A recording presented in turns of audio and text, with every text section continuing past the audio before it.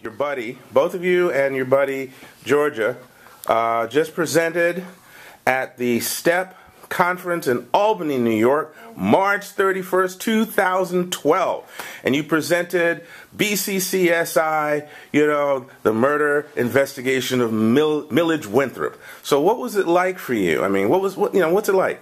It's pretty cool. Yeah. Well, let's start. I'm sorry. Let's start. This is your first time going away to an event like this at all? Right. Yeah. So what's that been like? Just coming up here, what was that like? Exciting. For me, it was actually cool to interact with different people, but in my school they teach us about speech, so speaking to different people wasn't really a problem for me, but I liked it.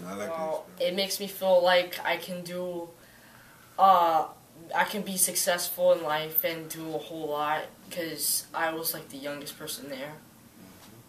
The youngest person in the room, or the youngest person on this team? The youngest person in the room. Actually, he was the youngest person in the room. Beautiful, beautiful. All right, so he stepped up. Okay, beautiful. So, you guys just, like I said, you just got through doing this presentation. So, first off, tell us a little bit about what was the presentation on? Because I mean, you're in a program, and when people watch this, they may not even know what the program's about. So, tell us a little bit about what the presentation was about. It was basically on a crime scene investigation that we were brought into in the program. It was basically to not really like make us feel like we want to, but it was something that was interesting that made the kids there want to do it. There was something that didn't want to, but majority did. So majority rules, and yeah, it was nice. So it was just basically. And what did you guys have to do in this program? He said it was an investigation. What kind of investigation? A murder crime scene. So it's like you have to find out who murdered the victim, and you have to search up all his surroundings and what happened, his family, see if any of his family members did it, or someone that supposedly had an affair with someone else that you have no idea who did it. Okay. Besides the crime scene, we're learning, ELA, lots of science, like about rocks and sedimentary, metamorphic, igneous, and all that, how they're formed.